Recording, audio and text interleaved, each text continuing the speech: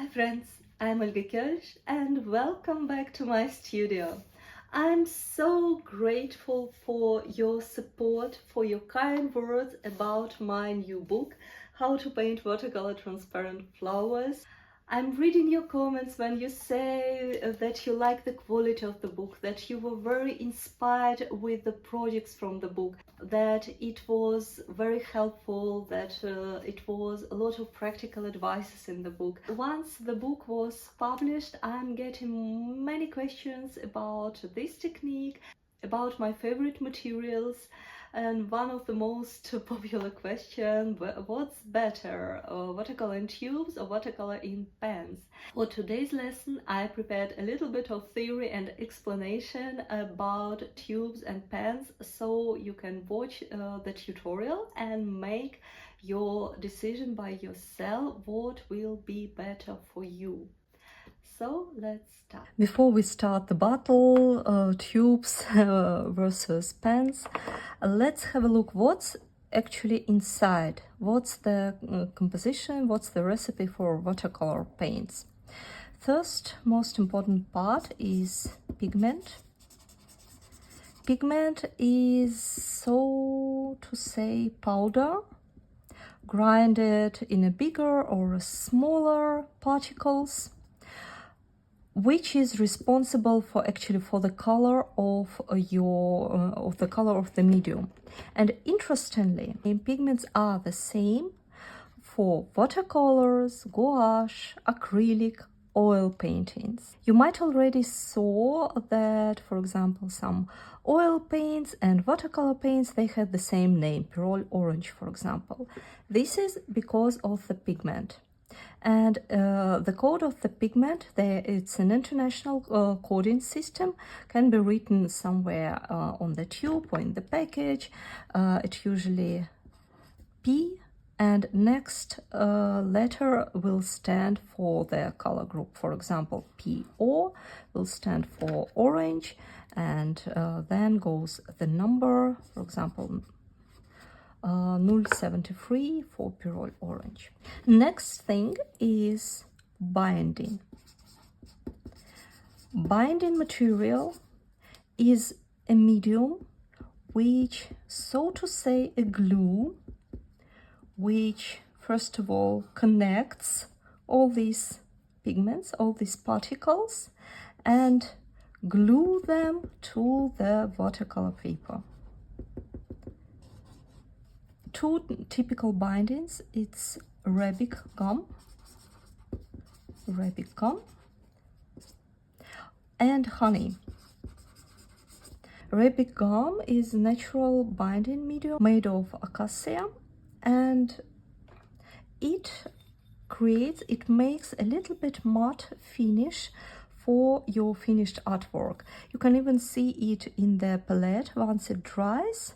All colors getting this matte effect, matte finish, and same will happen on the paper. Colors with honey binding, they a little bit more caramelish, a little bit more candy looking, but on the quality that does not affect on the quality. It's a little bit different in the application, and so you may like both, may just like just one. I think Arabic gum is one of the most internationally used binding mediums. Next thing, which may or may not be in your paints, are additives. Additives. It's a substance which usually adds to create the volume of your paints, and most of the brands, they have student series and professional series. And additives, they usually refers to student series. student series. For example, Van Gogh is a student series, and Rembrandt of the same brand, Real Talents, it's the professional series. They different in the price, and that's because of additives, because that's how you can increase the volume of your paint. Additives are not bad, and in the same Van Gogh, the additives, they are of very good quality. They do not affect your artwork. I use them a lot, and I think it's pretty nice spot between price and quality wise. In Pro series, additives should not be added. They should not be in the Pro series. How to check out whether your paints have additives or not? Once you finish to paint, you have a glass jar, and when you go to wash it, sometimes you may see some grayish substance on the very bottom of your glass jar, and these are additives. So the smaller, the fewer this grayish thing you have on the bottom of your jar, the fewer additives were in your watercolor paints. Saying this, after this introduction comes the very, very important thing. I would like to stress it out. If you take the same brand, it does not matter, is it in tube or in a pen, the quality, the composition, the recipe of your paints will be completely the same. Why the difference? Why pens, why tubes? First thing on which will depend your choice on pens or tubes is the size of your future painting. Because the bigger the size you have, the bigger brushes you will need to paint. You can't paint pictures like this with small tiny brushes. You will need something like this, right? And it's not really convenient, or so to say possible, to grab enough amount of watercolor paint on your big brush from pens. You can't really do it with bigger brushes. So if you go into paint on wet techniques, or just on a bigger scales, let's say from A3 and bigger, you will definitely need tubes. If you paint, for example, botanical illustration or something very delicate, or you paint in my favorite transparent technique, you don't need that big amount of paint prepared. You are able to grab enough of watercolor paints onto your brush from your pen. That's probably my maximum size I use for painting transparent flowers. Doesn't matter in which size, actually it's enough for me to paint like this, and I mostly use pens for my technique. I paint from pens.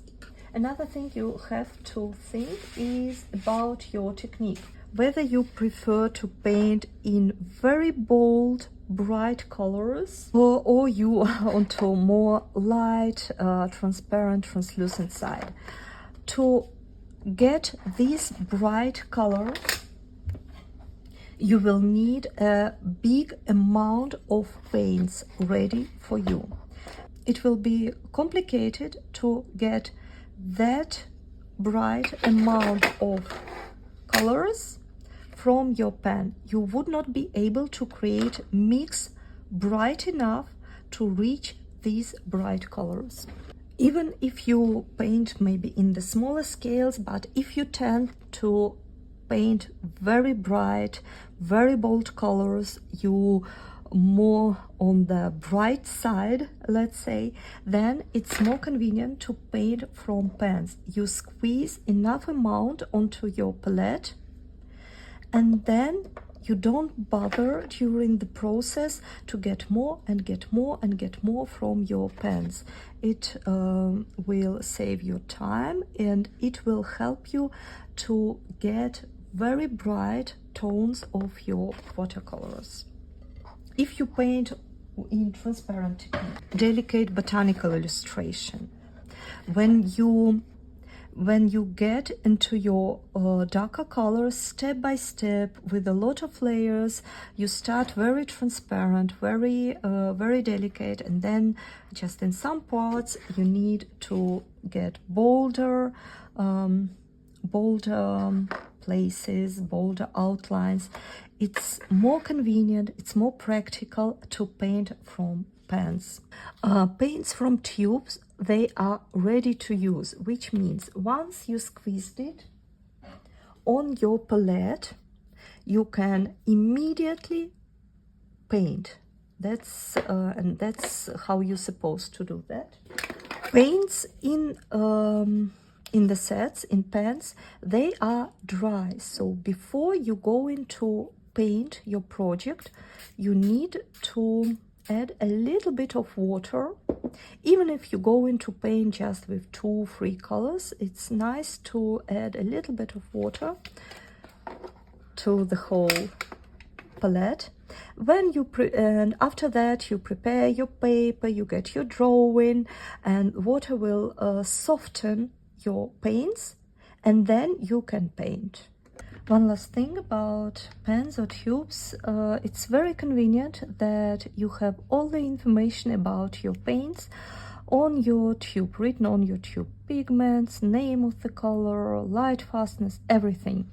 And with paints, when they are in your palette, sometimes brands are writing down at least the number of your paint, but sometimes you have no idea what's in there, what the brand was it, what's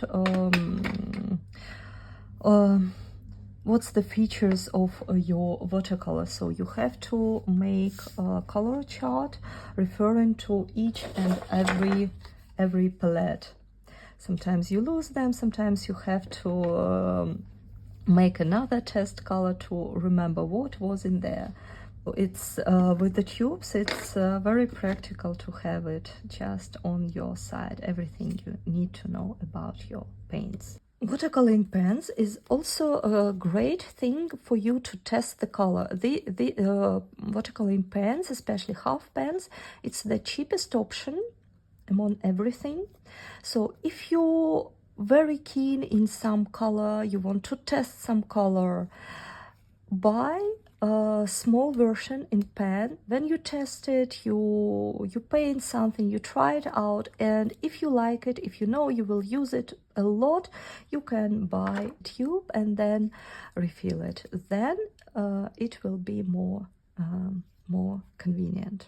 Thank you so much for painting with me. I hope it was helpful. If you have more questions about painting technique, about my book, about materials I use, questions about watercolor painting, just leave some feedback in comments. I'm very grateful for your support, and see you next time.